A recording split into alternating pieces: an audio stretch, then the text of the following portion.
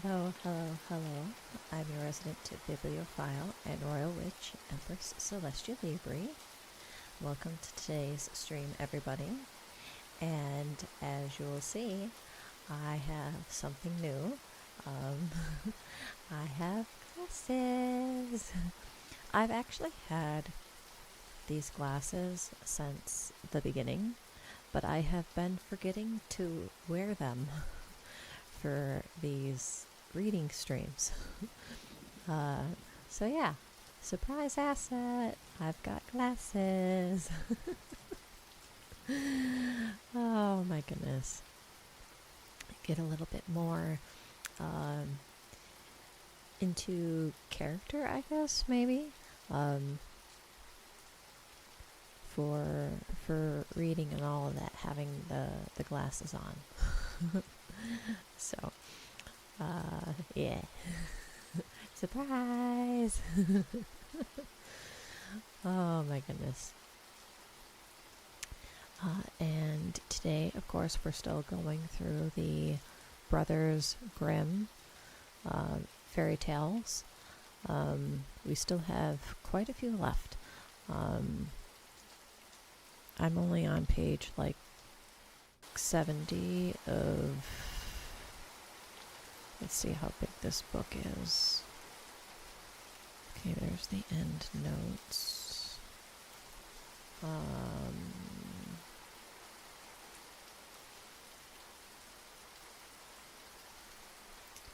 508. So we have a ways to go. That's a lot of pages. All right. Well, I'm going to hop right into it. Feel free to just have me on in the background while you work, while you clean, while you whatever. All right. So the first story that we're starting off with today is called The White Snake. All right. A long while ago, there lived a king whose wisdom was world-renowned. Nothing remained unknown to him, and it seemed as if the tidings of the most hidden things were borne to him through the air. But he had one strange custom. Every noontime, when the table was quite cleared and no one was present, his trusty servant had to bring him a dish which was covered up, and the servant himself did not know what lay in it, and no man knew, for the king never uncovered it, nor ate thereof until he was quite alone. This went on for a long time, until one day such a violent curiosity seized the servant, who as usual carried the dish, that he could not resist the temptation, and took the dish into his chamber. As soon as he had carefully locked the door, he raised the cover, and there before him was a white snake. At the sight he could not restrain the desire to taste it, so he cut a piece off and put it in his mouth. But scarcely had his tongue touched it, when he heard before his window a curious whispering of low voices. He went and listened, and found out that it was the sparrows who were conversing with one another, and relating what each had seen in field or wood. The morsel of the snake had given him the power to understand the speech of animals. Now it happened just on this day that the queen lost her finest ring, and suspicion fell on this faithful servant, who had the care of all the rings that he had stolen it. The king ordered him to appear before him, and threatened in angry words that he should be taken up and tried if he did not know before the morrow whom to name as the guilty person. He protested his innocence in vain, and was sent away without any mitigation of the sentence. In his anxiety and trouble, he went away into the courtyard, thinking how he might help himself. There, on a running stream of water, the ducks were congregated familiarly together and smoothing themselves down with their beaks while they held a confidential conversation. The servant stood still and listened to them as they narrated to each other whereabouts they had waddled, and what nice food they had found. And one said in a vexed tone, "Something very hard is in my stomach, for in my haste I swallowed a ring which lay under the queen's window." When the servant caught the speaker up by her neck and carried her to the cook, saying, it's then the servant caught the speaker up and by her neck and carried her to the cook, saying, "Just kill this fowl, it is finely fat." "Yes," said the cook, weighing it in her hand, "it has spared no trouble in cramming itself. It ought to have been roasted long ago." So saying, she chopped off its head, and when she cut it open, in its stomach was found the queen's ring. Now the servant was able to prove easily his innocence to the queen, and as she wished to repair her injustice, she granted him her pardon and promised him the greatest place of honor which he wished for at court. The servant refused everything and only requested a horse and money, for he had a desire to see the world and to travel about it for a while. As soon as his request was granted, he set off on his tour and came one day by a pond, in which he remarked 3 fishes which were caught in the reeds and lay gasping for water. Although men say fishes are dumb, yet he understood their complaint that they must die so miserably. Having a compassionate heart, he dismounted and put the 3 prisoners again in the water. They splashed about for joy, and putting their heads above water, said to him, "We shall be grateful and repay you for saving us."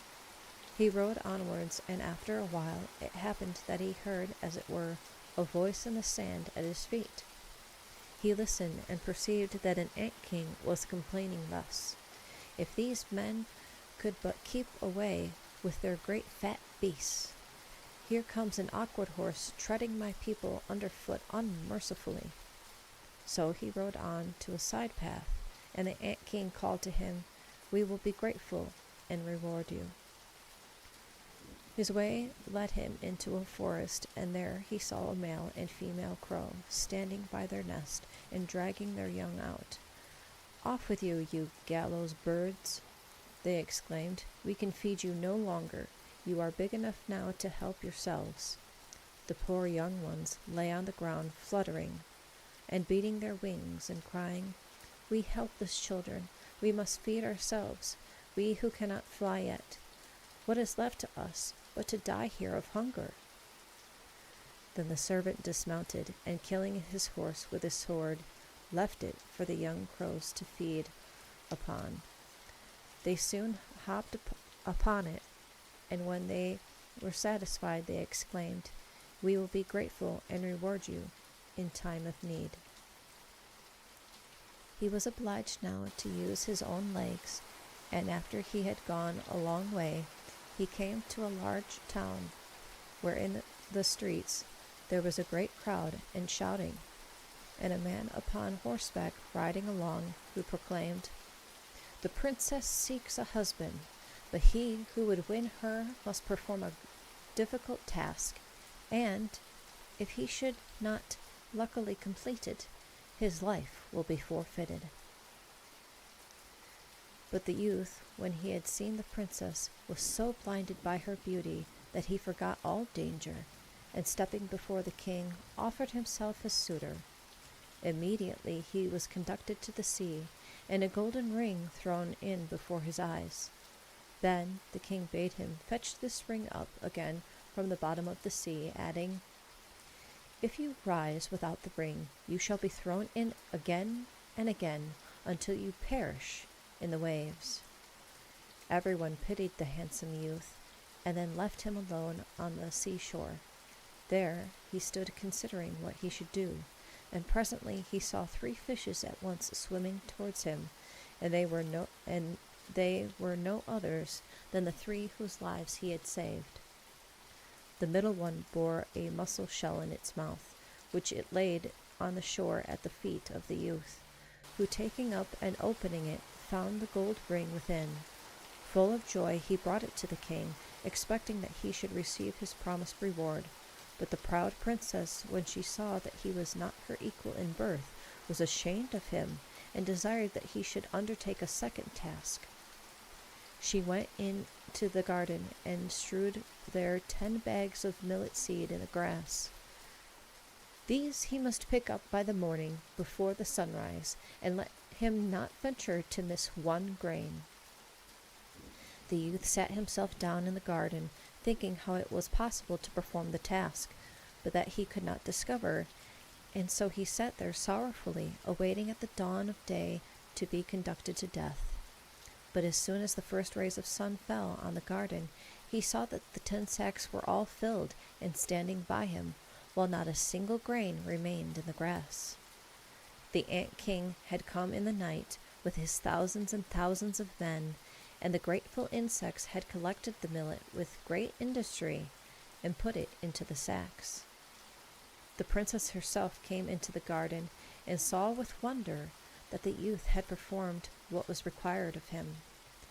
But still she could not bend her proud heart, and she said, Although he may have done these 2 tasks, yet he shall not be my husband until he has brought me an apple from the tree of life. The youth did not know where the tree of life stood. He got up indeed, and was willing to go, so long as his legs bore him, but he had no hope of finding it. After he had wandered through 3 kingdoms, he came by evening into a forest, and sitting down under a tree, he wished to sleep, when he heard a rustling in the branches, and a golden apple fell into his hand. At the same time 3 ravens flew down and settled on his knee, saying, We are the 3 young ravens whom you saved from dying of hunger. When we were grown up and heard that you sought the golden apple, then we flew over the sea, even to the end of the world, where stands the tree of life, and we have fetched you the apple. Full of joy, the youth set out homewards, and presented the golden apple to the beautiful princess, who now had no more excuses. So they divided the apple of life, and ate it between them. Then her heart was filled with love towards him, and they lived to a great age in undisturbed tranquility.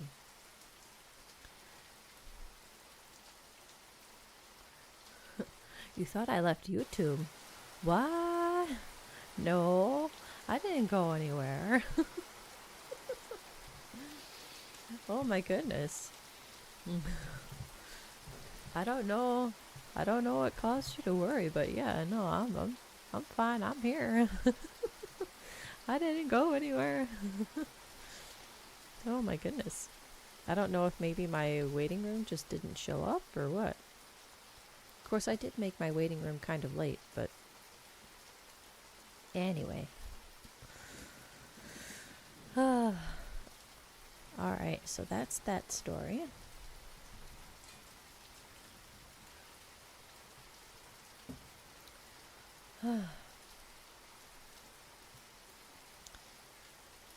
It'd be interesting to have the ability to talk to animals. Or, well, I mean, like, I'm not sure they actually think any kind of, like, well, they can't talk, so they don't necessarily have coherent thoughts. They have instincts, which isn't necessarily the same thing as, like, how humans think. But if animals had the ability to talk, I wonder what they would say. If they had the ability to actually think, you know, about, like, their lives and, like, what they do, what would they think? What would they say? I wonder. That might be kind of interesting. Maybe. Anywho. On to the next story, which is The Fisherman and His Wife. There was once upon a time a fisherman and his wife who lived together in a little hut near the sea, and every day he went down to fish. There he sat with his rod and looked out upon the blank water, and this he did for many a long day. One morning the line went to the bottom, and when he drew it up, a great flounder was hooked at the end. The flounder said to him, "Let me go, I pray you, fisherman. I am not a real fish, but an enchanted prince. What good shall I do you if you pull me up? I shall not taste well, but put me back into the water and let me swim." "Ah," said the man, "you need not make such a palaver. A fish which can speak I would rather let swim." And so saying, he put the fish into the water, and as it sunk to the bottom, it left a long streak of blood behind it. Then the fisherman got up and went back to his wife in their hut. "Have you caught nothing today, husband?" said she. "Oh," he replied, "I caught a flounder, who said he was an enchanted prince, so I threw him again into the sea to swim." "Did you not wish first?" she inquired. "No," said he. "Ah," said the wife, "that is very unlucky. Is one to remain in this hovel forever? You might have wished for a better hut at least. Go again and call him. Tell him we choose to have a better hut, and for certain you'll get it." "Ah," he replied, "how shall I manage that?" "Why," said his wife, "you must catch him again, and before you let him swim away, he will grant you what you ask. Be quick." The man was not much pleased, and wished his wife further, but nevertheless he went down to the sea. When he came to the water, it was green and yellow, and looked still more blank. He stood by it and said, "Flounder, flounder in the sea, hither quickly come to me, for my wife Dame Isabel wishes what I scarce dare tell." Then the fish came swimming up and said, "What do you want with me?" "Oh," said the man, "I was to catch you again, for my wife says I ought to have wished before. She won't stay any longer in her hovel and desires a cottage." "Go home again," said the flounder. "She has it already." So the fisherman departed, and there was his wife, no longer in the dirty hovel, for in its place stood a clean cottage, before whose door she sat upon a bench. She took him by the hand, saying, "Come in now and see. Is not this much better?" So in they went, and in the cottage there was a beautiful parlor, and a fine fireplace, and a chamber where a bed stood. There were also a kitchen and a storeroom, with nice earthenware, all of the best, tinware and copper vessels, and everything very clean and neat. At the back was a large yard with hens and chickens, as well as a nice garden full of fruit trees and vegetables. "See," said the wife, "is not this charming?" "Yes," said her husband, "so long as it blooms, you will be very well content with it." "We will consider about that," she replied, and they went to bed. Thus 8 to 14 days passed on, when the wife said, "Husband, the hut is far too narrow for me, and the yard and garden are so small. The founder may very well give us a larger house. I wish to live in a large stone palace. Go, then, to the flounder and ask him to give us a castle." "Ah, wife," said he, "the cottage is good enough. Why should you choose to have a castle?" "Go along," she replied, "the flounder will soon give you that." "Nay, wife," he said, The flounder gave us the cottage at first, but when I go again he will perhaps be angry." "Never you mind," said she. "He can do what I wish for very easily and willingly. Go and try." The husband was vexed at heart, and did not like going, and said to himself, "This is not right." But at last he set off. When he came to the sea, the water was quite clouded and deep blue colored, and black and thick. It looked green no longer, yet it was calm. So he went and said, "Flounder, flounder of the sea, or in the sea, hither quickly come to me, for my wife Dame Isabel wishes what I scarce dare tell." "Now then, what do you want?" said the flounder. "Oh," said the man, half frightened, "she wants to live in a great stone castle."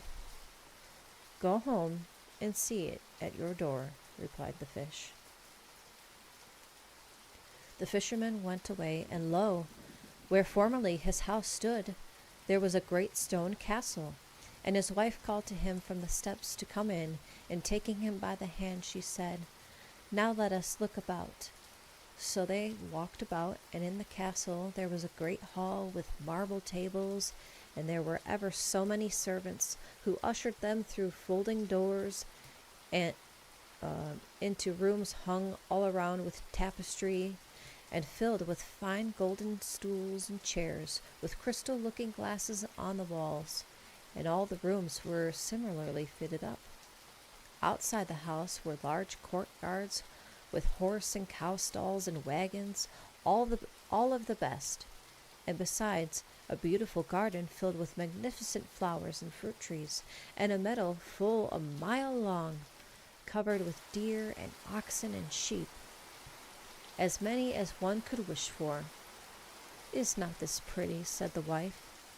"Ah," said her husband, "so long as the humor lasts you, will be content with this, and then you will want something else."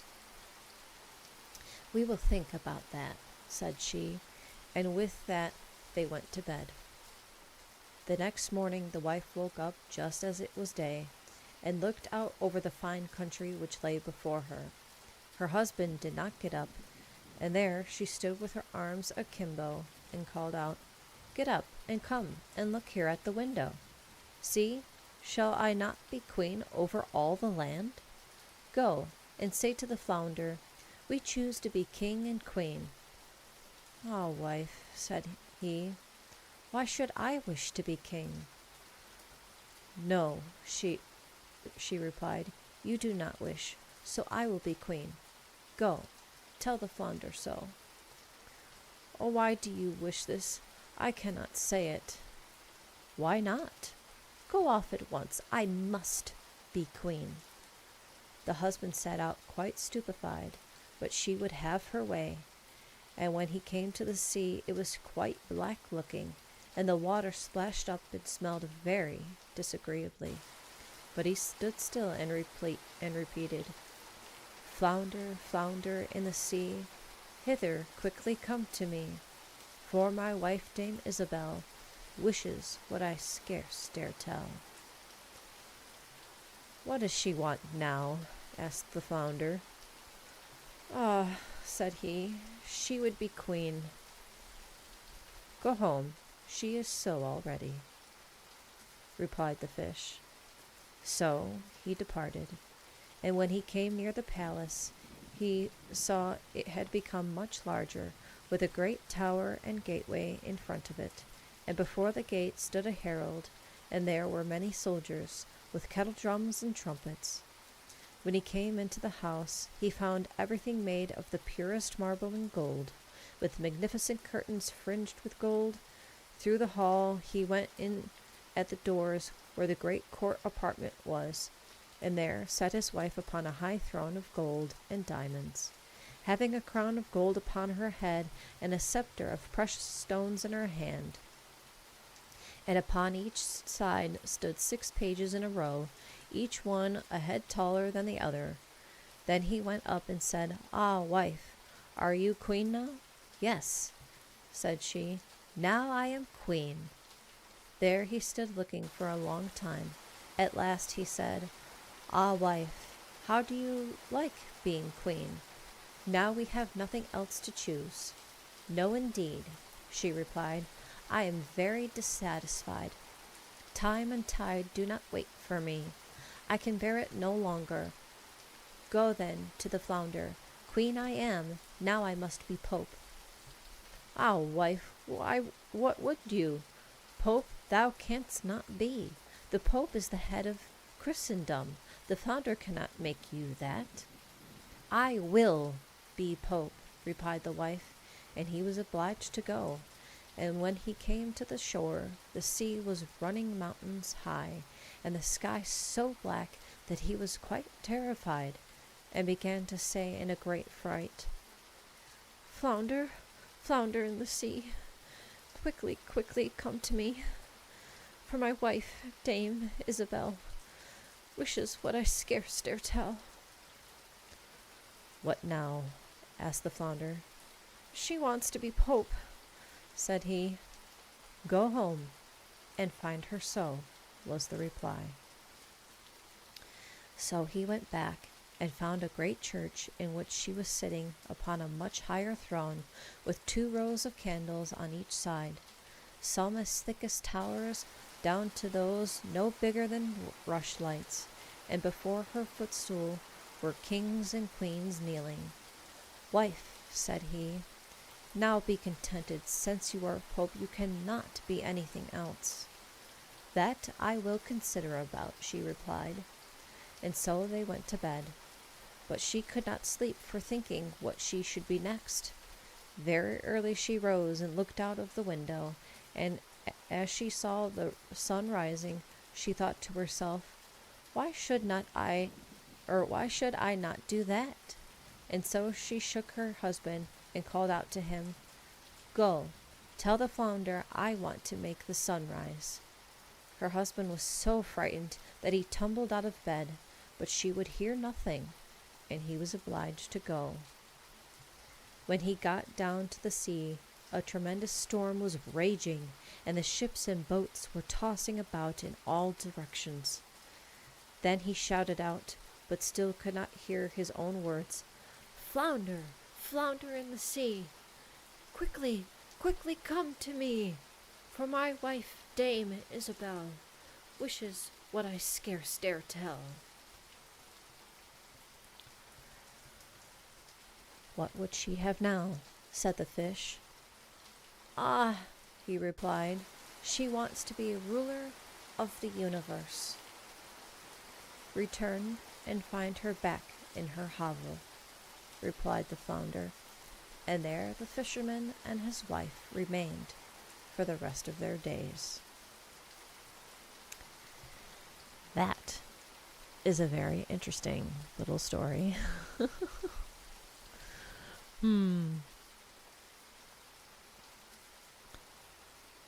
She wished a little bit too much, and then it all got taken away. I bet that was a very humbling experience. Be careful what you wish for, or how much you wish for. You can't have everything. Oh, goodness.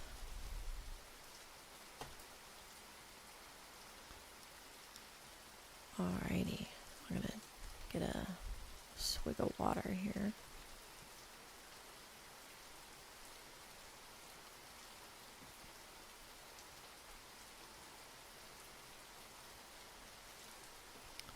Okay.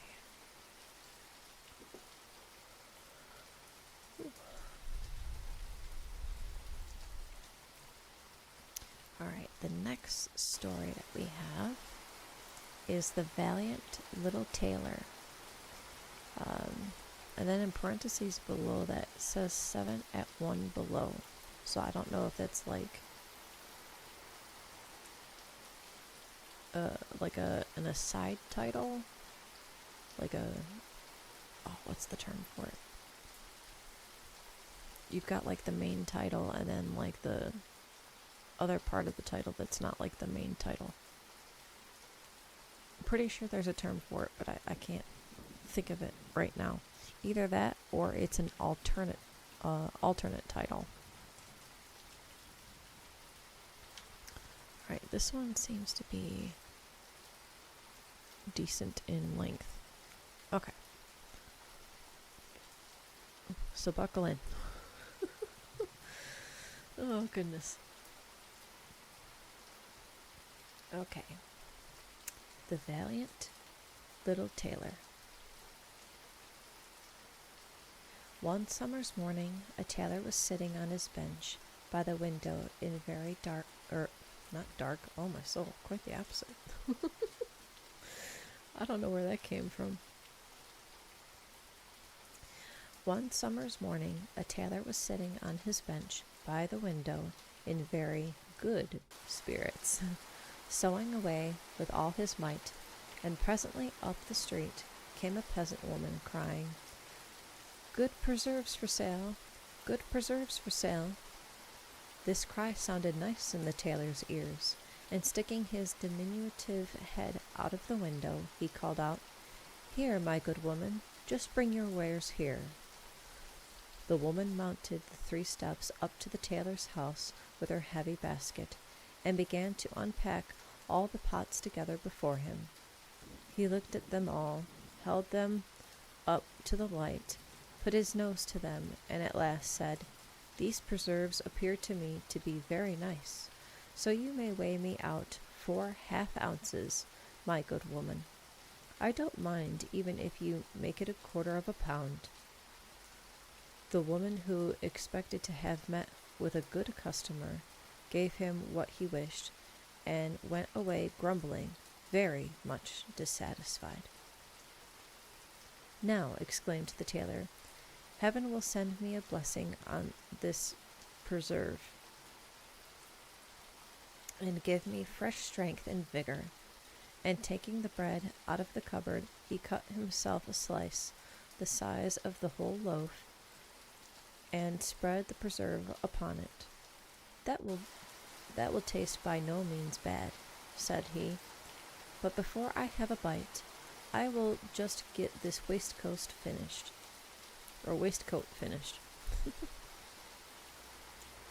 So he laid the bread down near him and stitched away, making larger and larger stitches every time for joy. Meanwhile, the smell of the preserve mounted to the ceiling, where flies were sitting in great numbers, and enticed them down, so that soon a regular swarm of them had settled on the bread. Oh, that's gross. That's disgusting. "Hello, who invited you?" exclaimed the tailor, hunting away the unbidden guests. But the flies, not understanding his language, would not be driven off, and came again in greater numbers than before. This put the little man in a boiling passion, and snatching up in his rage a rag of cloth, he brought it down with an unmerciful swoop upon them. When he raised it again, he counted no less than 7 lying dead before him with outstretched legs. "What a fellow you are," said he to himself, wondering at his own bravery. "The whole town shall know of this." In great haste he cut himself out a band, hemmed it, and then put on it in large characters, 7 at one blow. "Ah," said he, "not one city alone, the whole world shall know it." And his heart fluttered with joy, like a lambkin's tail. The little tailor bound the belt round his body, and prepared to travel forth into the wide world, thinking the workshop too small for his valiant deeds. Before he set out, however, he looked round his house to see if there was anything he could take with him, but he found only an old cheese, which he pocketed, and remarking a bird before the door which was entangled in the bushes, he caught it and put that in his pocket also. Directly after he set out bravely on his travels, and as he was light and active, he felt no weariness. His road led up a hill, and when he reached the highest point of it, he found a great giant sitting there, who was looking about him very composedly. The little tailor, however, went boldly up and said, "Good day, comrade. In faith you sit there and see the whole world stretched below you. I am also on the road thither to try my luck. Have you a mind to go with me?"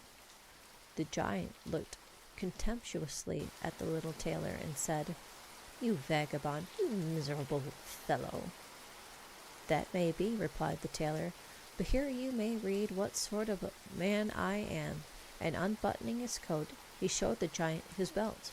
The giant read 7 at one blow, and thinking they were men whom the tailor had slain, he conceived a little respect for him. Still he wished to prove him first, so taking up a stone, he squeezed it in his hand so that the water dropped out of it. "Do that after me," said he to the other, "if you have any strength." "If it be nothing worse than that," said the tailor, "that's play to me." And diving into his pocket, he brought out the cheese and squeezed it till the whey ran out of it, and said, "Now I think that's a little better." The giant did not know what to say, and could not believe it of the little man. So, taking up another stone, he threw it so high that one could scarcely see it with the eyes, saying, "There, you mannikin, do that after me."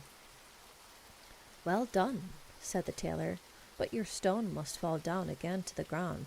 I will throw one up which shall not come back." And dipping into his pocket, he took out the bird and threw it into the air. The bird, rejoicing in its freedom, flew straight up and then far away, and did not return. "How does that little affair please you, comrade?" asked the tailor. "You can throw well, certainly," replied the giant. "Now, let us see if you are in trim to carry something out of the common." So saying, he led him to a huge oak tree, which lay upon the ground, and said, "If you are strong enough, just help me to carry this tree out of the forest." "With all my heart," replied the tailor. "Do you take the trunk upon your shoulder, and I will raise the boughs and branches, which are the heaviest, and carry them." The giant took the trunk upon his shoulder, but the tailor placed himself on a branch, so that the giant, who was not able to look around, was forced to carry the whole tree, and the tailor besides. Sneaky little guy. He, being behind, was very merry, and chuckled at the trick, and presently began to whistle the song. There rode 3 tailors out at the gate, as if the carrying of trees were child's play. The giant, after he had staggered along a short distance with his heavy burden, could go no further, and shouted out, "Do you hear?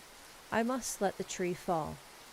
The tailor, springing down, quickly embraced the tree with both arms, as if he had been carrying it, and said to the giant, "Are you such a big fellow, and yet cannot you carry this tree by yourself?" Then they journeyed on farther, and as they came to a cherry tree, the giant seized the top of the tree where the ripest fruits hung, and bending it down, gave it to the tailor to hold, bidding him eat. But the tailor was much too weak to hold the tree down, and when the giant let go, the tree flew up into the air, and the tailor was carried with it. He came down on the other side, however, without injury, and the giant said, "What does that mean?" "Have you not strength enough to hold that twig?" "My strength did not fail me," replied the tailor. "Do you suppose that was any hard thing for one who has killed 7 at one blow? I have sprung over the tree because the hunters were shooting below there in the thicket. Spring after me if you can." The giant made the attempt, but could not clear the tree, and stuck fast in the branches, so that in this affair too the tailor was the better man. After this the giant said, "Since you are such a valiant fellow, come with me to our house, and stop at night with us." The tailor consented and followed him, and when they entered the cave, there sat by the fire 2 other giants, each having a roast sheep in his hand, of which he was eating. The tailor sat down, thinking, "Ah, this is much more like the world than is my workshop." And soon the giant showed him a bed where he might lie down and go to sleep. The bed, however, was too big for him, so he slipped out of it and crept into a corner. When midnight came and the giant thought the tailor would be in a deep sleep, he got up and, taking a great iron bar, beat the bed right through at one stroke, and supposed he had thereby given the tailor his death blow. At the earliest dawn of morning, the giants went forth into the forest, and quite forgetting the tailor, when presently up he came, quite merry, and showed himself before them. The giants were terrified, and fearing he would kill them all, they ran away in great haste. The tailor journeyed on, always following his nose, and after he had wandered some long distance, he came into the courtyard of a royal palace, and as he felt rather tired, he laid himself down on the grass and went to sleep. Whilst he lay there, the people came and viewed him on all sides, and read upon his belt, 7 at one blow. "Ah," said they, "what does this great warrior here in time of peace? This must be some mighty hero." So they went and told the king, thinking that, should war break out, here was an important and useful man, whom one ought not to part with at any price. The king took counsel and sent one of his courtiers to the tailor to ask for his fighting services if he should be awake. The messenger stopped at the sleeper's side and waited till he stretched out his limbs and opened his eyes, and then he laid before him his message. "Solely on that account did I come here," was the reply. "I am quite ready to enter into the king's service." Then he was conducted away with great honor, and a fine house was appointed him to dwell in. The courtiers, however, became jealous of the tailor, and wished he was 1,000 miles away. "What will happen," said they one to another, "if we go to battle with him? When he strikes out, 7 will fall at one blow, so that no one of us will be left." In their rage they came to a resolution to resign, and they went all together to the king and asked his permission, saying, "We are not prepared to keep company with a man who kills 7 at one blow." The king was grieved to lose all his faithful servants for the sake of one, and wished that he had never seen the tailor, and would willingly have now been rid of him. He dared not, however, dismiss him, because he feared the tailor would kill him and all his subjects, and place himself upon the throne. For a long time he deliberated, till at last he came to a decision, and sending for the tailor, he told him that, seeing he was so great a hero, he wished to make a request of him. "In a certain forest in the kingdom," said the king, "there lived 2 giants who, by murder, rapine, fire, and robbery, have committed great havoc, and no one dares to approach them without periling his own life. If you overcome and kill both these giants, I will give you my only daughter in marriage, and the half of my kingdom for a dowry. 100 knights shall accompany you too, in order to render you assistance." "Ah, that is something for such a man as I," thought the tailor to himself. "A beautiful princess and half a kingdom are not offered to one every day." "Oh yes," he replied, "I will soon manage these 2 giants, and 100 horsemen are not necessary for that purpose. He who kills 7 at one blow need not fear 2. Thus talking, the little tailor set out, followed by the 100 knights, to whom he said, as soon as they came to the borders of the forest, "Do you stay here. I would rather meet these giants alone." Then off he sprang into the forest, peering about him right and left, and after a while he saw the 2 giants lying asleep under a tree, snoring so loudly that the branches above them shook violently. The tailor, full of courage, filled both his pockets with stones and clambered up the tree. When he got to the middle of it, he crept along a bough so that he sat just above the sleepers, and then he let fall one stone after another upon the breast of one of them. For some time the giant did not stir, until at last, awakening, he pushed his companion and said, "Why are you beating me?" "You are dreaming," he replied. "I never hit you." They laid themselves down again to sleep, and presently the tailor threw a stone down upon the other. "What is that?" he exclaimed. "What are you knocking me for?" "I did not touch you. You must dream," replied the first. In a little while they sank down again to sleep, and because they were very tired they soon shut their eyes again. Then the tailor began his sport again, and picking out the biggest stone, threw it with all his force upon the breast of the first giant. "That is too bad," he exclaimed, and springing up like a madman, he fell upon his companion, who, reckoning with equal measure, they set to in such good earnest that they rooted up trees and beat one another until they both fell dead upon the ground. Now the tailor jumped down, saying, "What a piece of luck they did not uproot the tree on which I sat, or else I might have jumped on another like a squirrel, for I am not given to flying." Then he drew his sword, and cutting a deep wound in the breast of each, he went to the horsemen and said, "The deed is done. I have given each a death stroke, but it was a hard job, for in their necessity they have uprooted trees to defend themselves with. Still, all that is no use when such an one as I come, who kills 7 at every stroke." "Are you not wounded, then?" asked they. "That is not to be expected. They have not touched a hair on my head," replied the little man. The knights could scarcely believe so, and so riding away into the forest they found the giants lying in their blood and the uprooted trees around them. Now the tailor desired his promised reward of the king, but he repented of his promise and began to think of some new scheme to get rid of the hero. "Before you receive my daughter and the half of my kingdom," said he to him, "you must perform one other heroic deed. In the forest there runs wild a unicorn, which commits great havoc, and whom you must first of all catch." "I fear still less for an unicorn than I do for 2 giants. 7 at one blow, that is my motto," said the tailor. Then he took with him a rope and an axe and went away to the forest, bidding those who were ordered to accompany him to wait on the outskirts.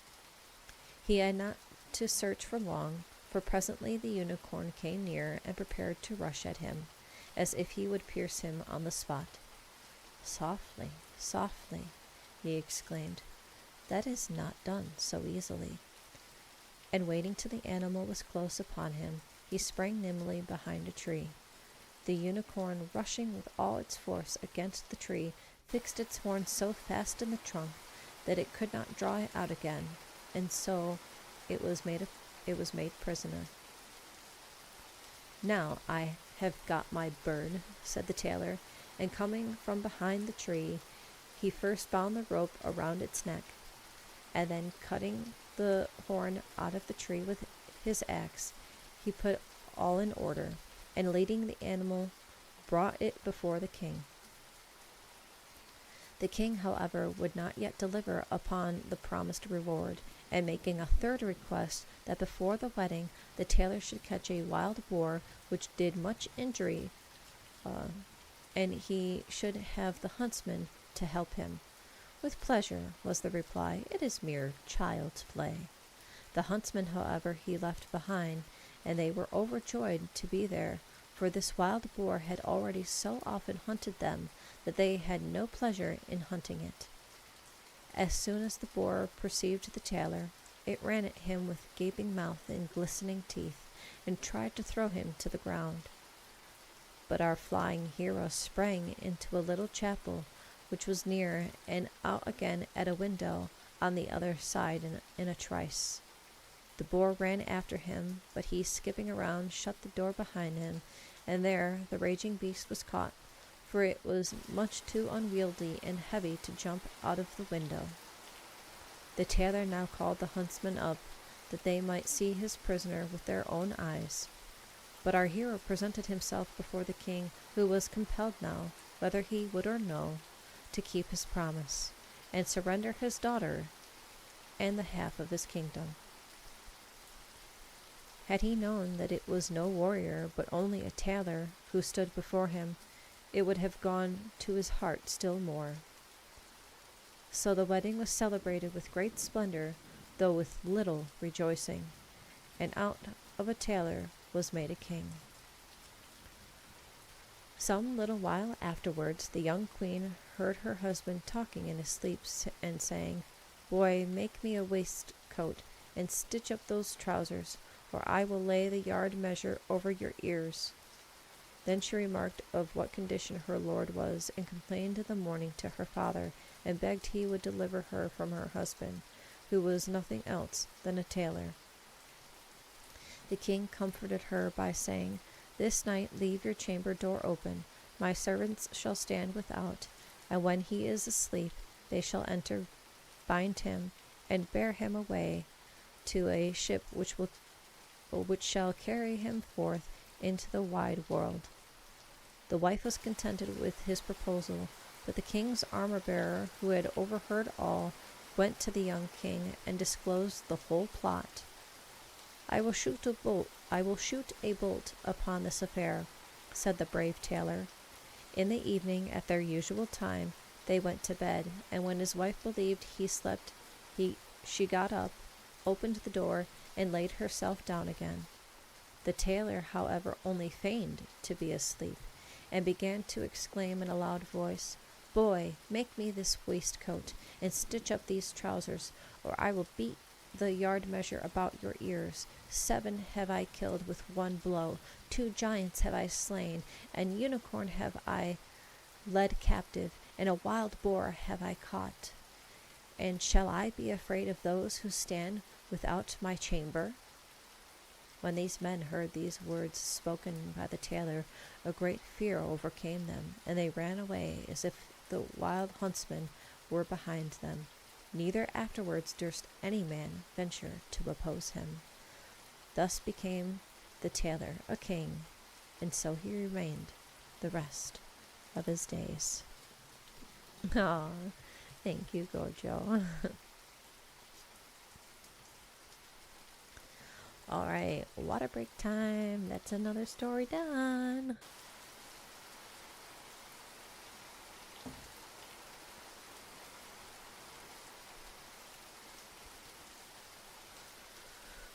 Ooh.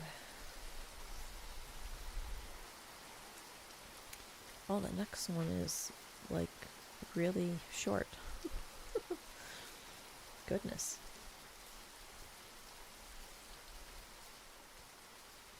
Okay. The next one is titled "The Straw, the Coal, and the Bean." In a certain village there dwelt a poor old woman who had gathered a dish of beans which she wished to cook. So she made a fire upon the hearth, and that it might burn the quicker, she lighted it with a handful of straw. And as she shook the beans up in the saucepan, one fell out unperceived and came down upon the ground near a straw. Soon after, a glowing coal burst out of the fire and fell just by these two. Then the straw began to say, "My dear friend, whence do you come?" The coal replied, "By good luck I have sprung out of the fire, and if I had not jumped away by force, my death had been certain, and I should have been reduced to ashes." The bean continued, "I also have got away with a whole skin, but had the woman put me in the pot with the others, I should have been boiled to pieces as my comrades are. Would a better fate have fallen to my share?" said the straw. for the old woman has suffocated in fire and smoke all my brothers. 60 has she put on at once, and deprived of life, happily I slipped between her fingers. But what shall we do now? Asked the coal. I think, answered the bean, since we have so luckily escaped death, we will join in partnership and keep together like good companions. Lest a new misfortune overtake us, let us wander forth and travel into a strange country. Can you imagine these inanimate objects actually traveling just down the road like nobody's business? That'd be weird. This proposition pleased the two others, and they set out together on their travels. Presently they came to a little stream over which there was no bridge or path, and they did not know how they should get over.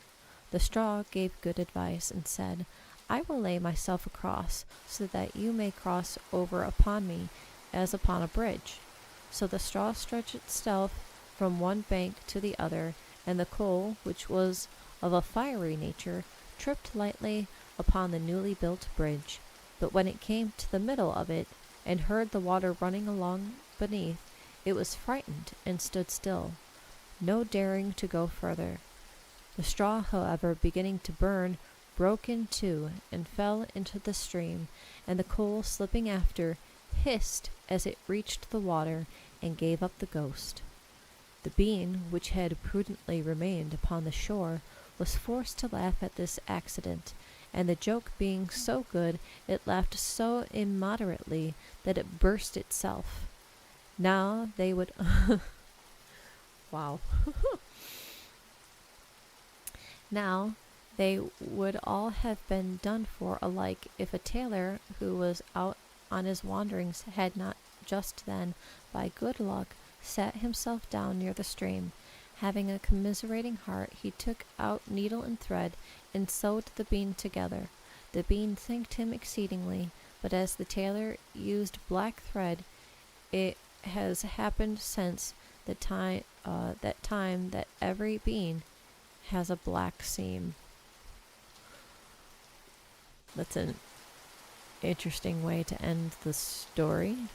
Huh. Weird, whatever. Alright, I will yet take another drink.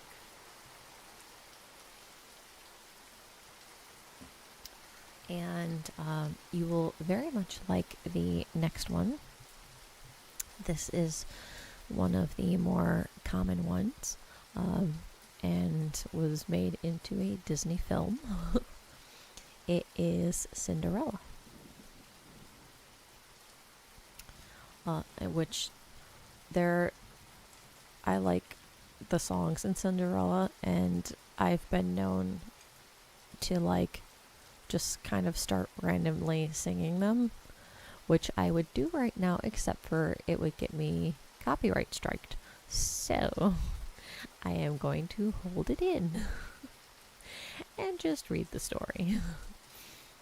So if you've seen Cinderella before, and specifically the animated Disney one, just have that story in your mind. Be thinking of that story while I read the Brothers Grimm original, quote unquotes, and quote end quotes. There we go. And just make note of the differences and how Disney changed the story. Okay, cool. Let's go. Cinderella.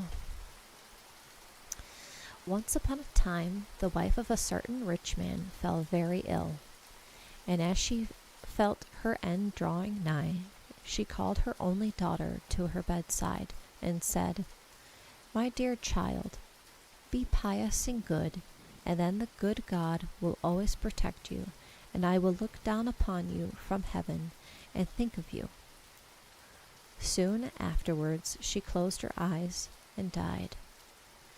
Every day the maiden went to her mother's grave and wept over it, and she continued to be good and pious. But when the winter came, the snow made a white covering over the grave, and in the springtime, when the sun had withdrawn this covering, the father took to himself another wife. This wife brought home with her 2 daughters, who were beautiful and fair in the face, but treacherous and wicked at heart. Then an unfortunate era began in the poor stepchild's life. "Shall the stupid goose sit in the parlor with us?" said the 2 daughters. "They who would eat bread must earn it, out with the kitchen maid. So they took off her fine clothes and put upon her an old gray cloak and gave her wooden shoes for her feet. "See how the once proud princess is decked out now," said they, and they led her mockingly into the kitchen. Then she was obliged to work hard from morning to night, and to go out early to fetch water, to make the fire, and cook and scour. The sisters treated her besides with every possible insult, derided her, and shook the peas and beans into the ashes so that she had to pick them out again. At night, when she was tired, she had no bed to lie on, but was forced to sit in the ashes on the hearth, and because she looked dirty through this, they named her Cinderella. I feel like I am 9 right now. Aw, cute.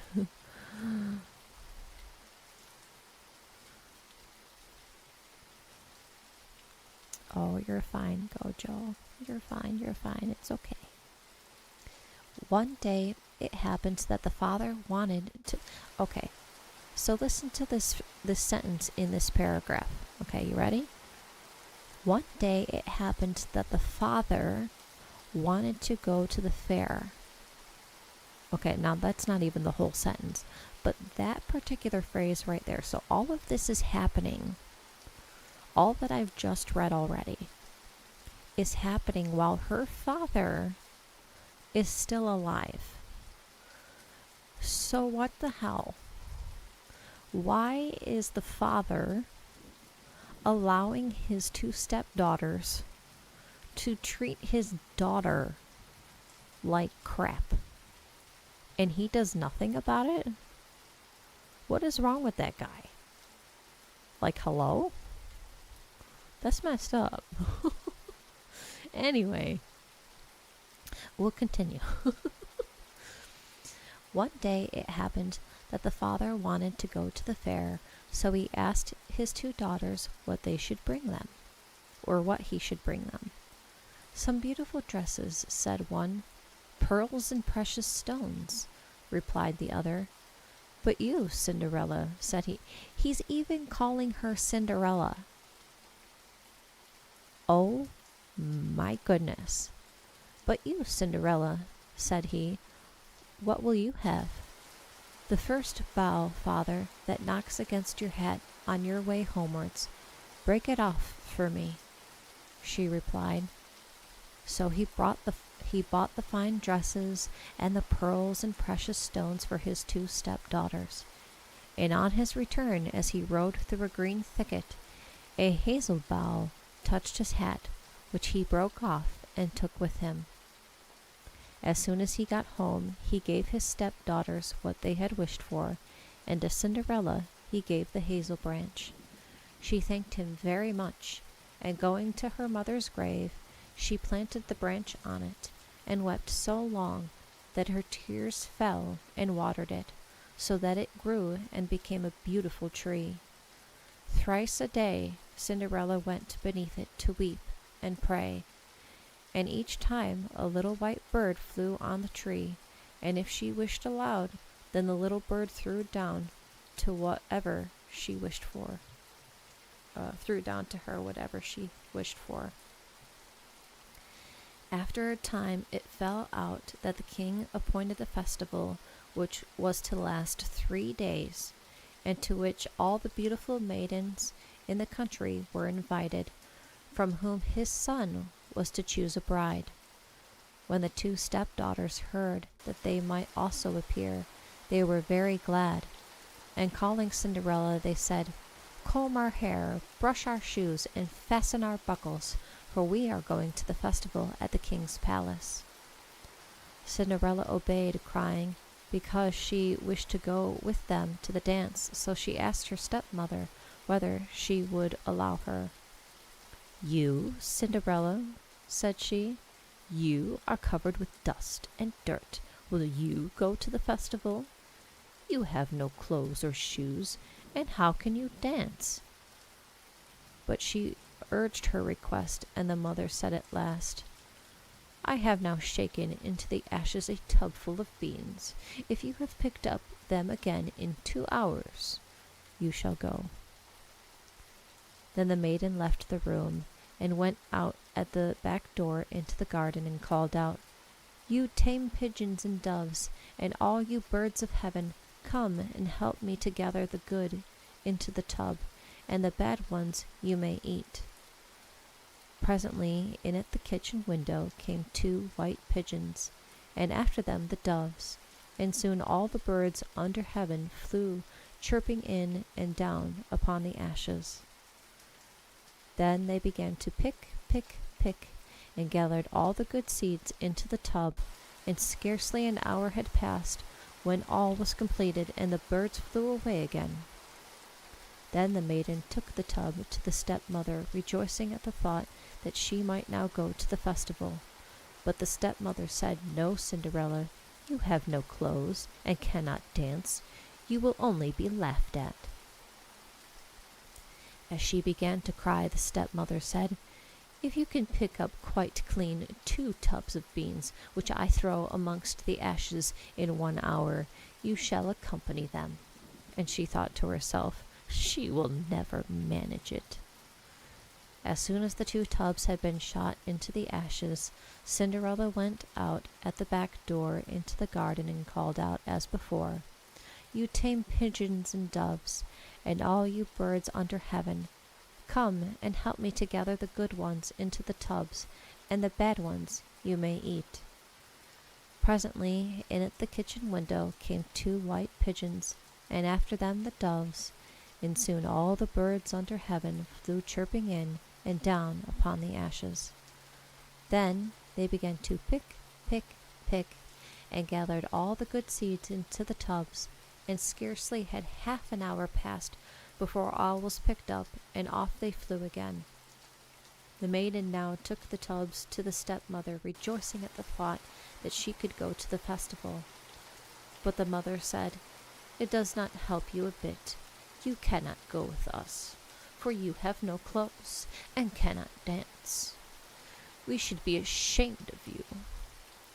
Thereupon she turned her back upon the maiden, and hastened away with her 2 proud daughters. As there was no one at home, Cinderella went to her mother's grave under the hazel tree, and said, "Rustle and shake yourself, dear tree, and silver and gold throw down to me."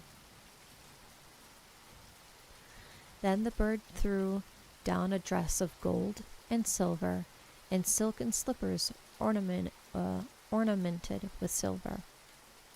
These Cinderella put on in great haste, and then she went to the ball. Her sisters and stepmother did not know her at all, and took her for some foreign princess, as she looked so beautiful in her golden dress. For of Cinderella they thought not, but that she was sitting at home picking the beans out of the ashes. Presently the prince came up to her, and taking her by the hand, led her to the dance. He would not dance with anyone else, and even would not let go of her hand, so that when anyone else asked her to dance, he said, "She is my partner." They danced till evening, when she wished to go home, but the prince said, "I will go with you, and see you safe," for he wanted to see to whom the maiden belonged. She flew away from him, however, and sprang into the pigeon house, so the prince waited till the father came, whom he told that the strange maiden had run into the pigeon house. Then the stepmother thought, Could it be Cinderella?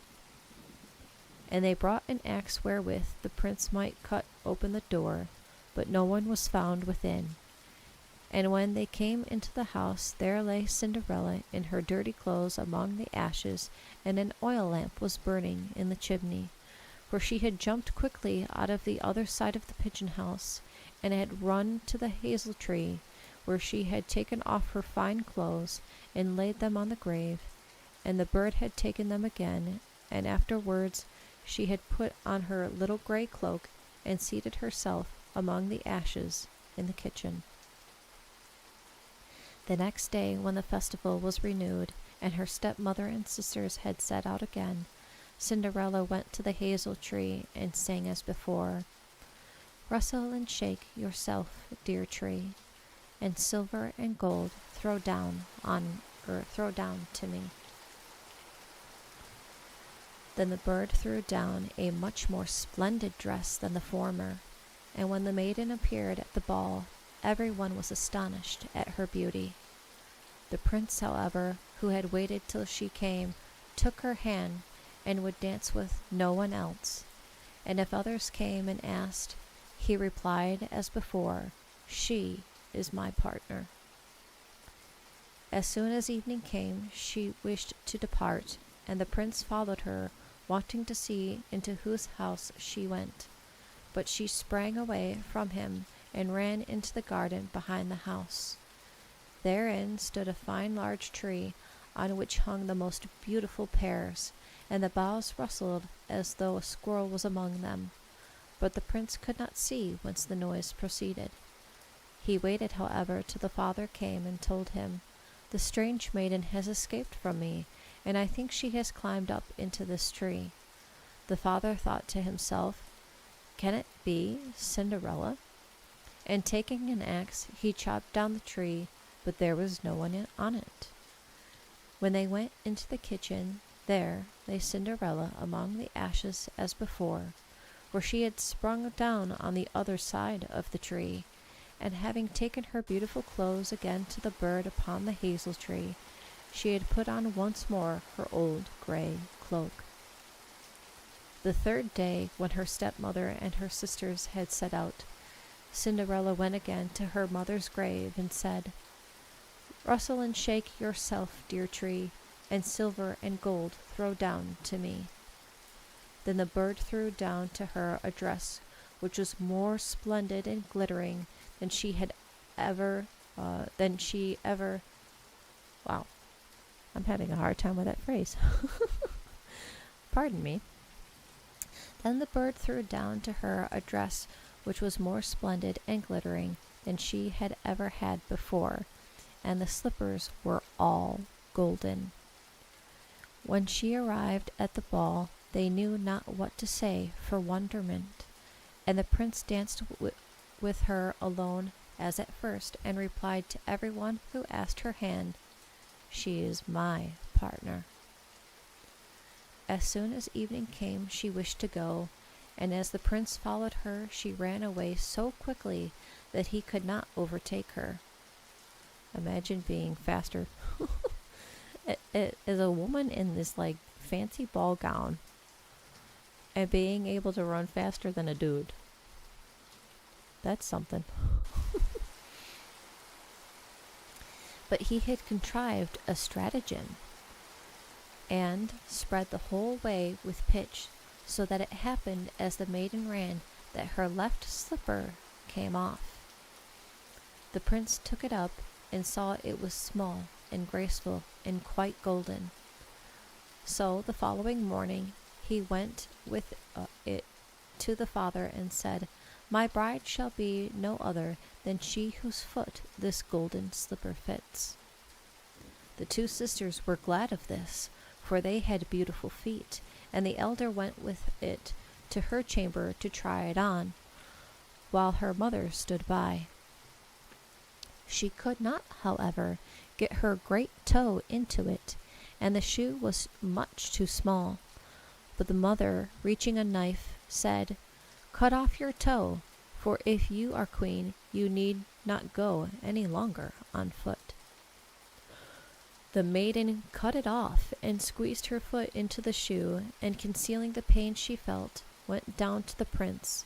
Then he placed her as his bride upon his horse and rode off. And as they passed by the grave, there sat two little doves upon the hazel tree, singing, "Backwards peep, there's blood upon the shoe. The shoe's too small, and she behind is not the bride for you."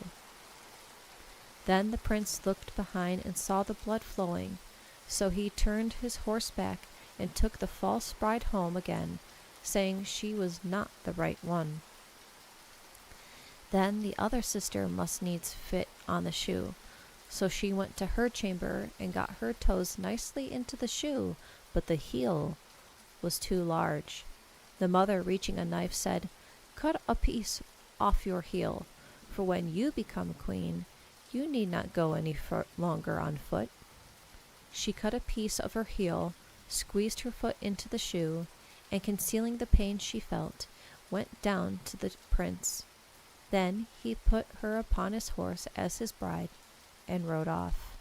And as they passed the hazel tree, there sat two little doves who sang, backwards peep, there's blood upon the shoe. The shoe's too small, and she behind is not the bride for you." Then he looked behind and saw the blood trickling from her shoe, and that the stocking was dyed quite red. So he turned his horse back and took the false bride home again, saying, "Neither is this one the right maiden. Have you no other daughters?" "Or no other daughter?" "No," replied the father, "except a little Cinderella, daughter of my deceased wife, who cannot possibly be the bride." The prince asked that she might be fetched, but the stepmother said, "Oh no, she is much too dirty. I dare not let her be seen." But the prince would have his way. So Cinderella was called, and she, first washing her hands and face, went in and curtsied to the prince, who gave her the golden shoe.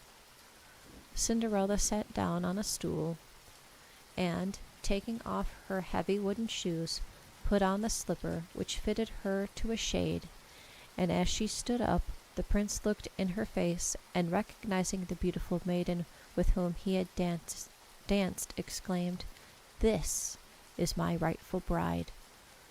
The stepmother and the two sisters were amazed and white with rage, but the prince took Cinderella upon his horse and rode away, and as they came to the hazel tree, the two little white doves sang, backwards peep, there's no blood on the shoe. It fits so nice, and she behind is the true bride for you." And as they finished, they flew down and lighted upon Cinderella's shoulders, and there they remained.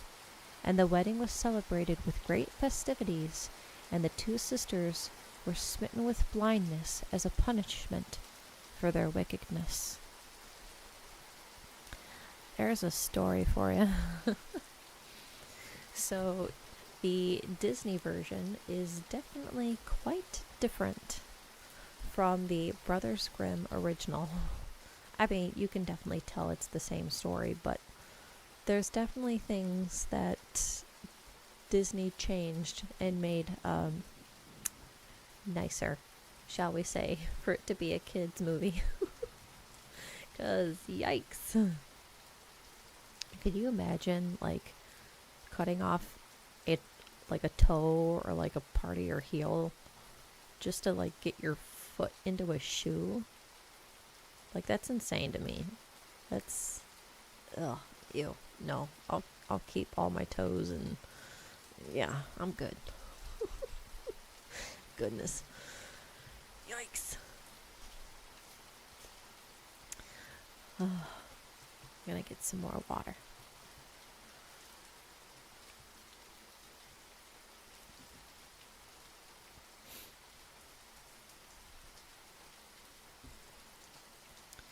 Alrighty. Ooh, this next one is a shorter one, and it's called the riddle. Okay.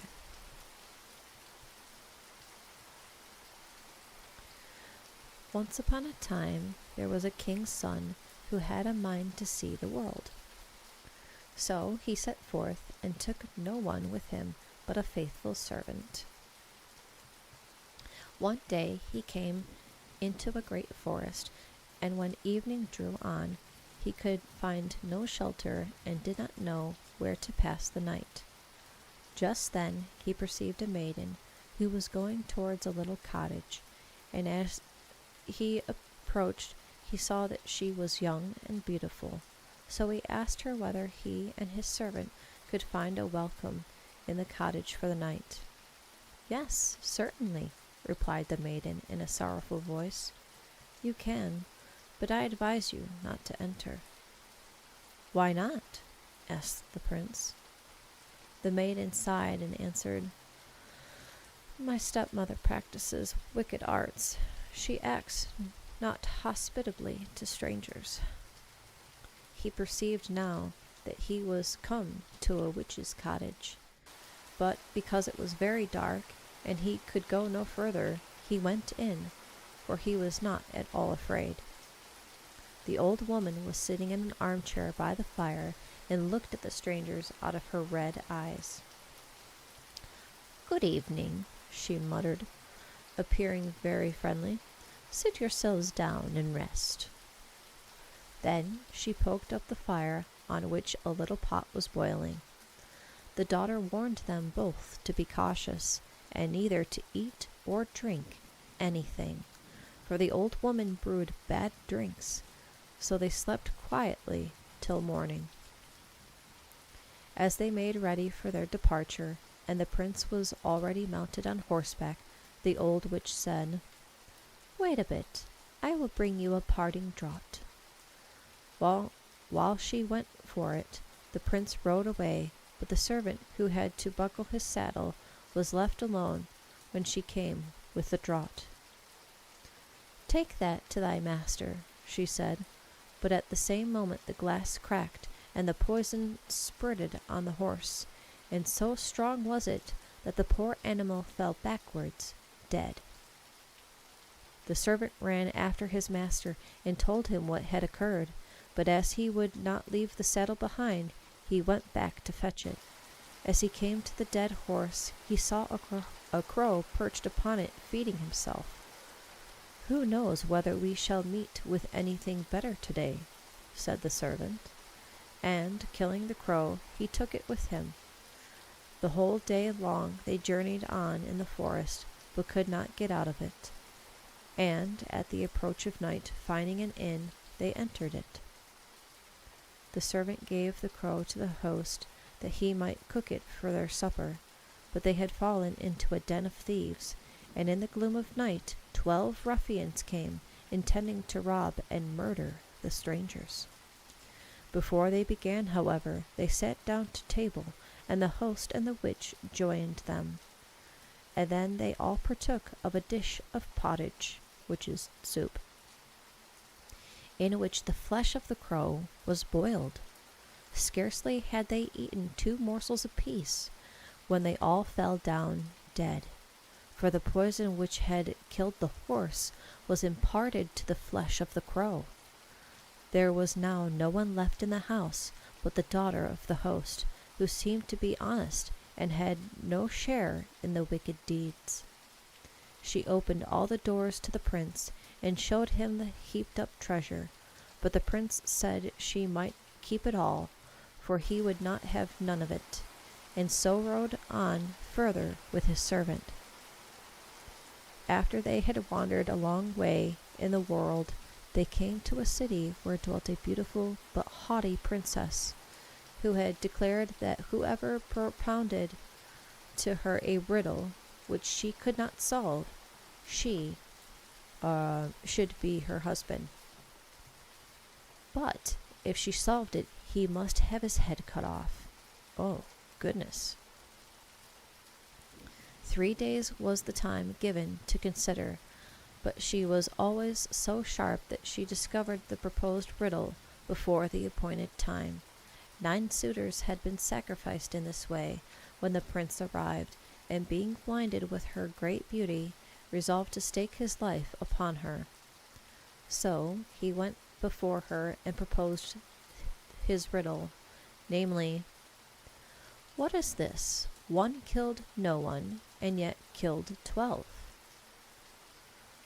She knew not what it was, and thought, but she could not make it out. And although she searched through all her riddle books, she could find nothing to help her. In short, her wisdom was at an end. Since she knew not how to help herself, she bade her maid slip into the sleeping room of the prince, and there listen to his dreams, thinking perhaps he might talk in his sleep and unfold the riddle. The bold servant, however, had put himself instead of his master into the bed, and when the servant came into the room, he tore off the cloak in which she had wrapped herself, and hunted her out with a rod. The second night the princess sent her chambermaid to see if she could be more fortunate in listening, but the servant snatched her mantle away, and hunted her away with a rod. The third night the prince himself thought he should be safe, and so he lay in his own bed, and the princess herself came, having on a dark grey cloak, and sat herself down by him. When she thought he was asleep and dreaming, she spoke to him, hoping he would answer, as many do. But he was awake, and heard and understood everything very well. First she asked, "One kills none. What is that?" He answered, "A crow which ate of a dead and poisoned horse, and died of it." Further she asked, "And yet killed 12? What is that?"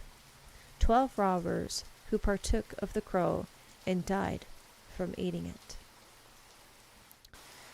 As soon as she knew the riddle, she tried to slip away, but he held her mantle fast, so that she left it behind.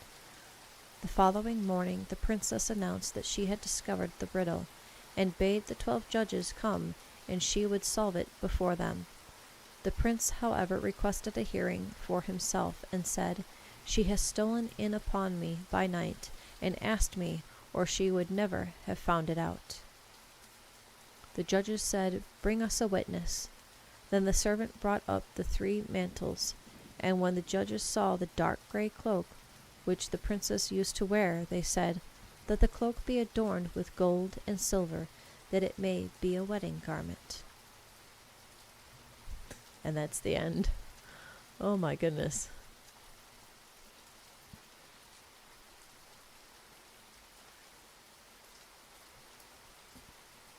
It was just like they immediately knew, just very immediate, like, "Oh, yep, that's hers. She's caught." Make ready the wedding garment, and just like full stop, it ends there. Oh my goodness.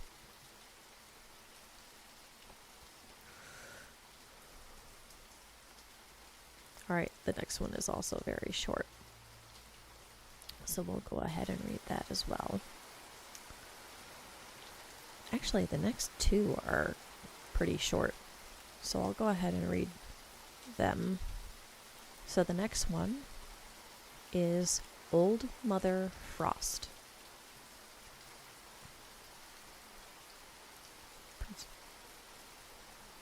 Prince from Cinderella can take notes. I don't know how I missed that comment. Old Mother Frost. There once was a widow who had 2 daughters, one of whom was beautiful and industrious, and the other ugly and lazy. She showed more love, however, to the ugly one, because she was her own daughter, but she made the other do all the hard work and live like a kitchen maid. Uh-oh, here we go. The poor maiden was forced out daily on the high road, and had to sit by a well and spin so much that the blood ran from her fingers. Once it happened that her spindle became quite covered with blood, so, kneeling down by the well, she tried to wash it off, but unhappily it fell out of her hands into the water. She ran crying to her stepmother and told her misfortune, but she scolded her terribly and behaved very cruelly, and at last said, "Since you have let your spindle fall in, you must yourself fetch it out again." Then the maiden went back to the well, not knowing what to do, and in her distress of mind she jumped into the well to fetch the spindle out. Presently she lost all consciousness, and when she came to herself again, she found herself in a beautiful meadow, where the sun was shining, and many thousands of flowers blooming around her. She got up and walked along till she came to a baker's, where the oven was full of bread, which cried out, draw me, or I shall be burnt. I have been baked long enough." So she went up, and taking the bread shovel, drew out one loaf after the other. Then she walked on further, and came to an apple tree, whose fruit hung very thick, and which exclaimed, shake us, we apples are all ripe." So she shook the tree till the apples fell down like rain, and when none were left on, she gathered them all together in a heap, and went farther. At last she came to a cottage, out of which an old woman was peeping, who had such very large teeth that the maiden was frightened and ran away. The old woman, however, called her back, saying, "What are you afraid of, my child? Stop with me. If you will put all things in order in my house, then shall all go well with you. Only you must take care that you make my bed well, and shake it tremendously, so that the feathers fly. Then it snows upon earth. I am Old Mother Frost." As the old woman spoke so kindly, the maiden took courage and consented to engage in her service.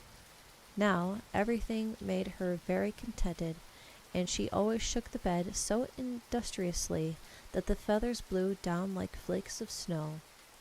Therefore her life was a happy one, and there were no evil words, and she had roast and baked meat every day.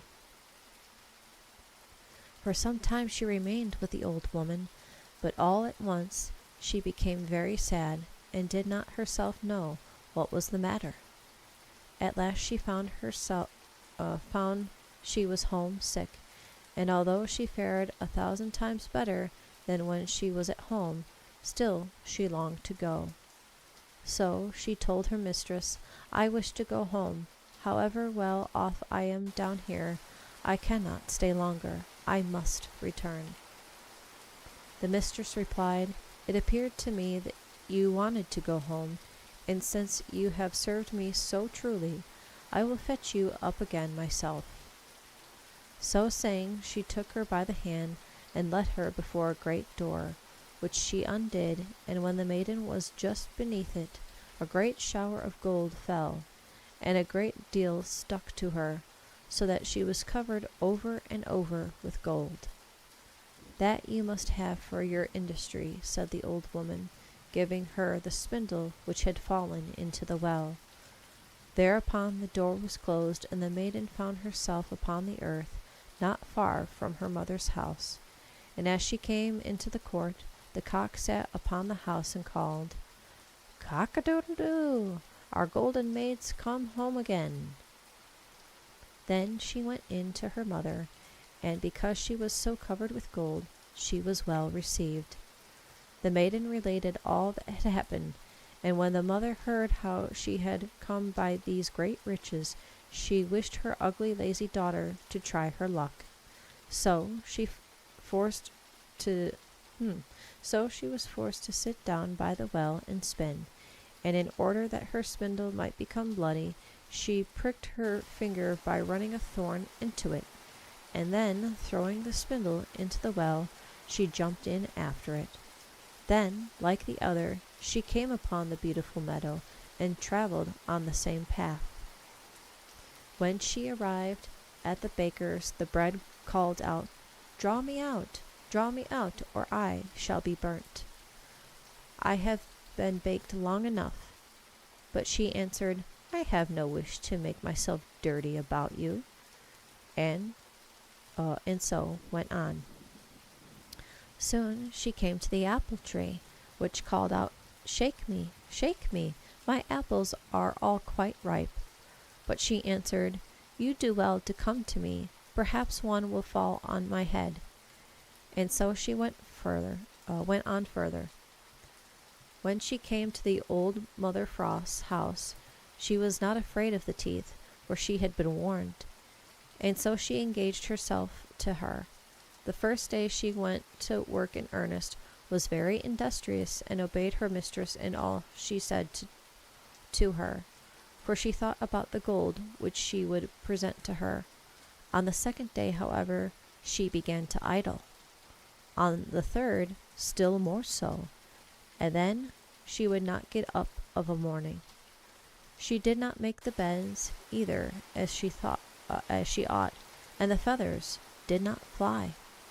So the old woman got tired and dismissed her from her service, which pleased the young one very well, or the lazy one very well. But she thought, now the gold shower will come. That is the reward of your. Wait, no, I skipped a couple lines. Her mistress led her to the door, but when she was beneath it, instead of gold, a tube full of pitch was poured down upon her. That is the reward of your service, said old Mother Frost, and shut the door to. Then came Lazy Bones home, but she was quite covered with pitch, and the cock upon the house, when he saw her, cried, cock-a-doodle-doo, our dirty maids come home again.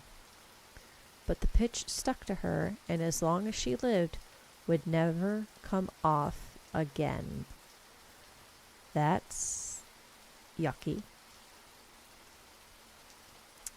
That's yucky. Oh my goodness. I don't know how to describe pitch, so I am going to actually look it up to give you the definition of what pitch is.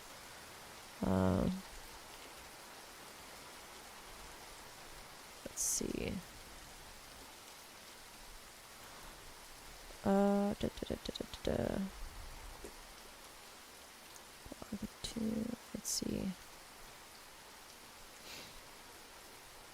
Let's see.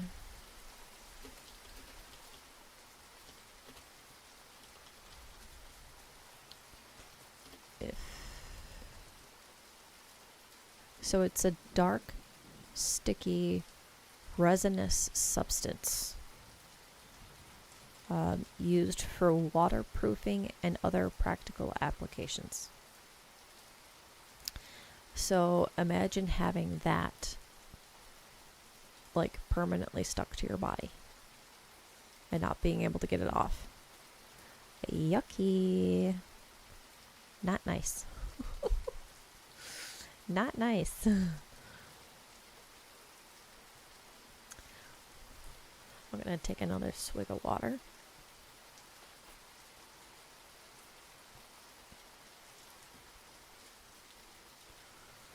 Alright, and we'll move on to the next story, which is The 7 Crows. There was a man who had 7 sons, but never a daughter, although he wished very much for one. At last his wife promised him another child, and when it was born, lo, it was a daughter. Their happiness was great, but the child was so weak and small that on account of its delicate health, it had to be baptized immediately. The father sent one of his sons hastily to a spring in order to fetch some water, but the other 6 would run as well, and as each strove to be the first to fill the pitcher, between them all it fell into the water. They stood by now knowing what to do, and none of them dared to go home. As they did not come back, the father became impatient, saying, They have forgotten all about it in a game of play, the godless youths. Soon he became anxious lest the child should die unbaptized, and in his haste he exclaimed, "I would they were all changed into crows." Scarcely were the words out of his mouth than he heard a whirring over his head, and looking up he saw 7 coal-black crows flying over the house.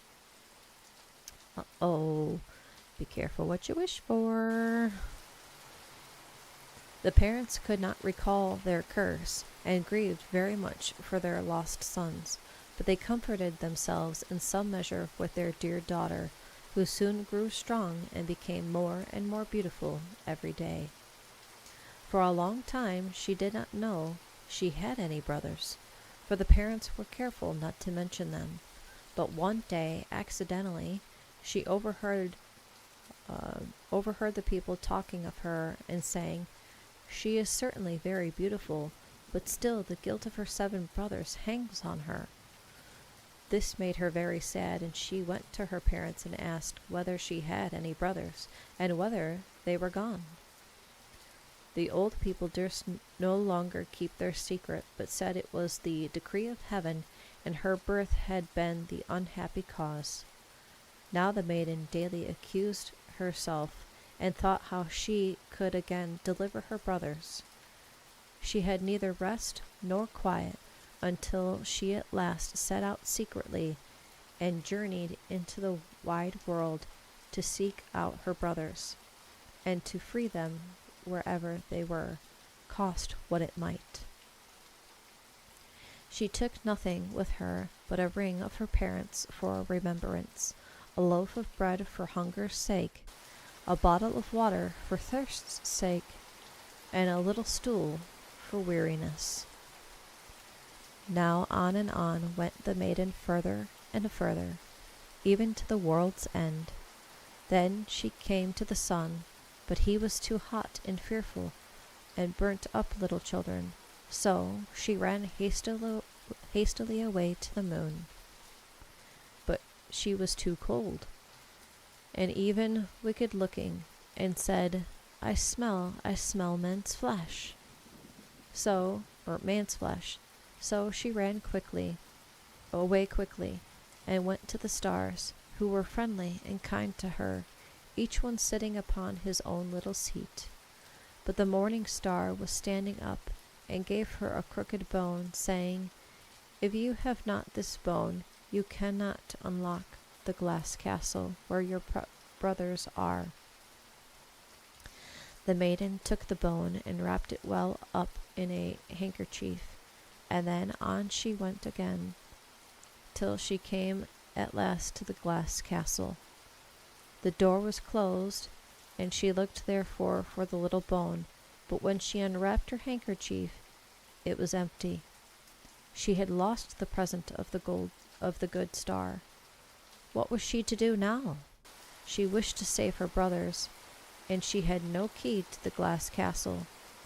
The good sister bent her little finger and put it in the door, and luckily it unlocked it. As soon as she entered, a little dwarf came towards her, who said, My child, what do you seek? I seek my brothers, the 7 crows, she replied. The dwarf answered, My lord crows are not at home, but if you wish to wait their return, come in and sit down. Thereupon the little dwarf carried in the food of the 7 crows upon 7 dishes and in 7 cups, and the maiden ate a little piece of each dish and drank a little out of every cup, but in the last cup she dropped the ring which she had brought with her. All at once she heard a whirring and cawing in the air, and the dwarf said, My lord crows are now flying home. Yeah, that is kind of an interesting door lock, that it could be undone with a with a pinky finger, with a little finger. That's a little interesting. Presently they came in and prepared to eat and drink, each seeking his own dish and cup. Then one said to the other, Who has been eating of my dish? Who has been drinking out of my cup? There has been a human mouth here." Then the seventh came to the bottom of his cup. The little ring rolled out. Or when the seventh came to the bottom of his cup, the little ring rolled out. He looked at it and recognized it as the ring of his parents and said, "God grant that our sister be here, then we are saved." As the maiden who stood behind the door watching heard this wish, she came forward, and immediately all the crows received again their human forms, and embraced and kissed one another, and then they all went joyfully home. I find it interesting that the only magic needed there was just her presence. No, ceremony of something else, just appear visibly before us and poof, will be visibly changed back to humans. That's interesting. Kind of unusual.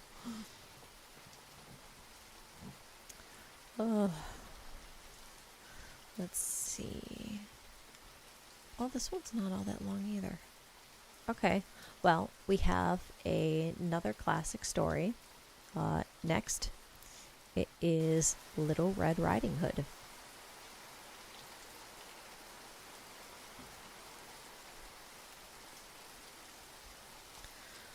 Alrighty. How many...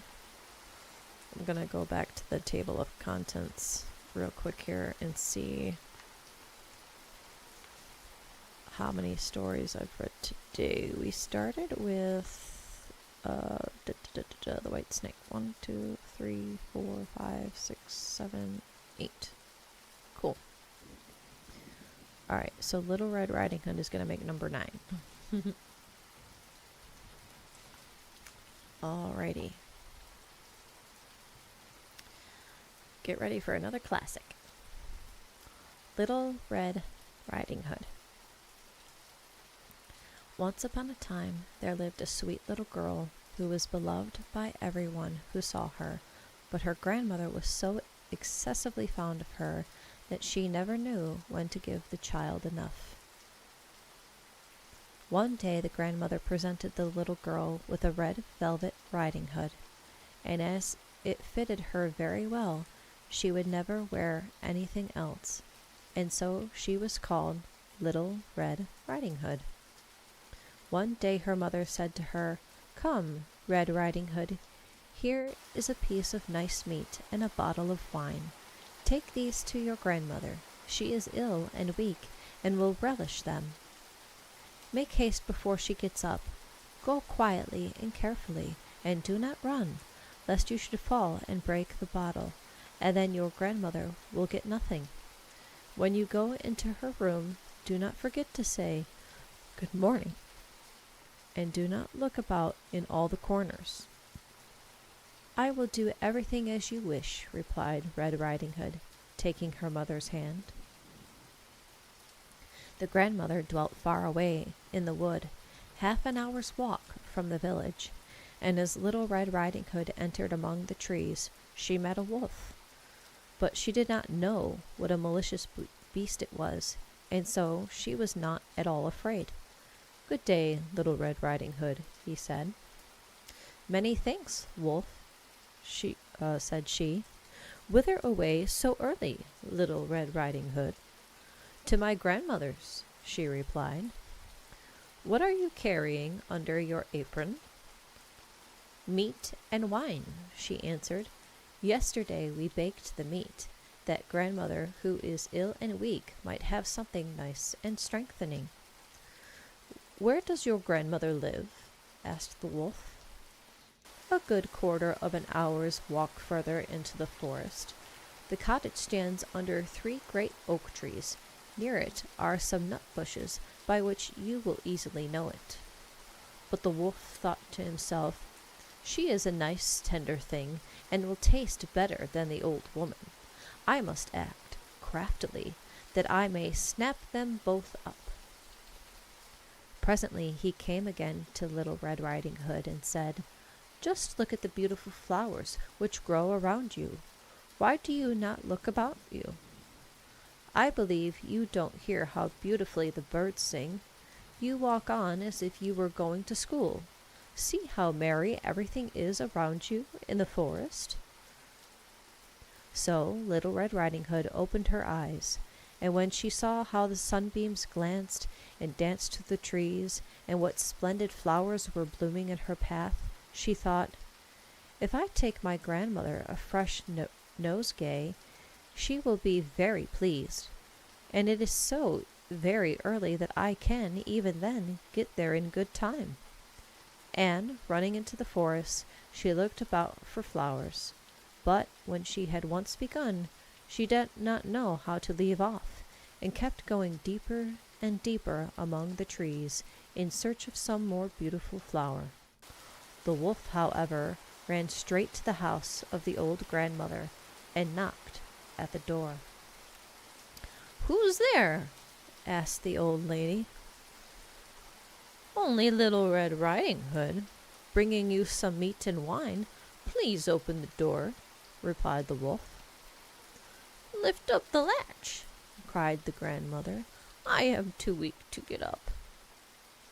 So the wolf lifted the latch, and the door flew open, and jumping without a word on the bed, he gobbled up the poor old lady.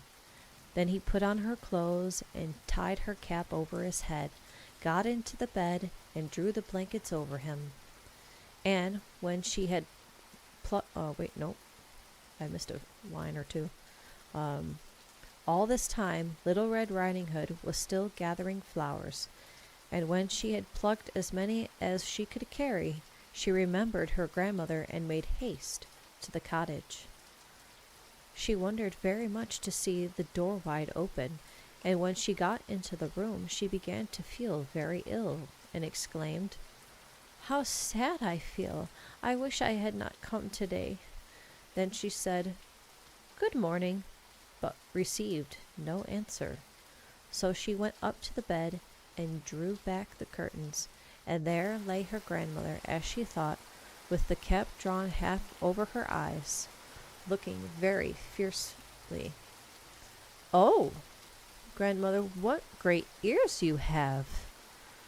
"The better to hear you with," was the reply. "And what great eyes you have!"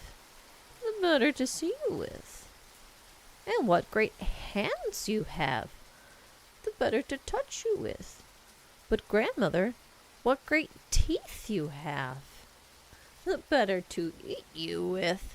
Scarcely were the words out of his mouth when the wolf made a spring out of bed and swallowed up poor Little Red Riding Hood. As soon as the wolf had thus satisfied his appetite, he laid himself down again in the bed and began to snore very loudly. A huntsman passing by overheard him and thought, "How loudly the old woman snores! I must see if she wants anything." So he stepped into the cottage, and when he came to the bed, he saw the wolf lying in it. "What? Do I find you here, you old sinner? I have long sought you," he exclaimed, taking aim with his gun. Then, just as he was about to fire, it occurred to him that the wolf might have devoured the grandmother, and that he might still save her. So, instead of firing, he took a pair of scissors and began to cut open the belly of the sleeping wolf. After 2 snips, he saw the Little Red Riding Hood, and after 2 more snips, the little girl sprang out, crying, "Oh, how frightened I have been! It was so dark inside the wolf." And then the old grandmother came out, also alive, but scarcely able to breathe. Little Red Riding Hood ran outside and found some big stones, and they put them in the wolf's belly. When he woke up, he tried to run away, but the stones were so heavy that he collapsed and fell dead. Then all 3 were happy. The huntsman skinned the wolf and took the skin. The grandmother ate the cake and drank the wine Little Red Riding Hood had brought, and felt better at once. As for Little Red Riding Hood, she said to herself, "I will never again leave the path and run into the woods when my mother has told me not to." Some folks say that this story is not the true one, but that one day when Red Riding Hood was taking some baked meats to her grandmother's, a wolf met her and wanted to lead her astray, but she went straight on and told her grandmother that she had met a wolf who wished her good day, but he looked so wickedly out of his great eyes as if he would have eaten her that she not been on the high road, as if he would have eaten her had she not been on the high road. So the grandmother said, "Let us shut the door, that he may not enter." Soon afterwards came the wolf, who knocked and exclaimed, "I am Red Riding Hood, grandmother. I bring you some roast meat." But they kept quite still and did not open the door. So the wolf, creeping several times around the house, at last jumped on the roof, intending to wait till Red Riding Hood went home in the evening, and then to sneak after her and devour her in the darkness. The old woman, however, saw all that the rascal intended, and as there stood before the door a great stone trough, she said to Little Red Riding Hood, "Take this pail, child. Yesterday I boiled some sausages in this water, so pour it into that stone trough." Red Riding Hood poured many times until the huge trough was quite full. Then the wolf sniffed the smell of the sausages and smacked his lips and wished very much to taste. And at last he stretched his neck too far over, so that he lost his balance and slipped quite off the roof, right into the great trough beneath, wherein he was drowned. And the Little Red Riding Hood ran home in high glee, but no one sorrowed for Mr. Wolf. And so is the story of Little Red Riding Hood.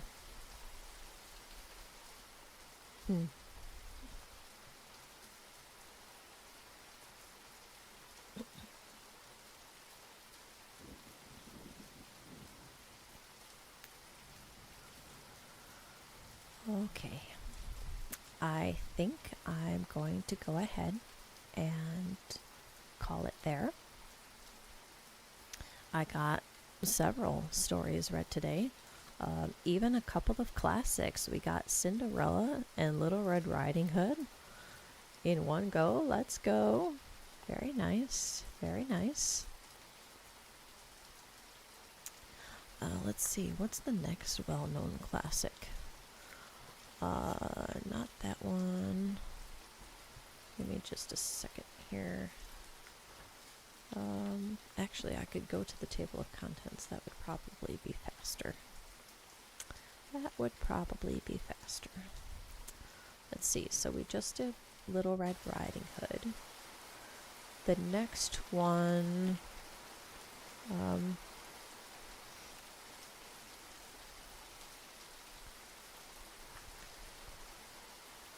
is Briar Rose, perhaps? There's a one in here that's a few stories away that's called Thumbling, but that might not be the same as Thumbelina, which is at least somewhat known. I don't know if it's like the same story, but just slightly different. Instead of Thumbelina, it's called Thumbling. I don't know. Interesting. But I think the next classic might be Briar Rose. But there's a lot of stories to read before then. So, yeah. And then just a few short stories after that. We'll have Snow White and the Seven Dwarfs. Ooh. So look forward to that. Alright, well, I'm going to go ahead and call it here. Let's see. Tomorrow, let me look at my schedule real quick. Tomorrow, we have some Stardew Valley, so another kind of cozy stream to end out our year. Last day of the year, last stream.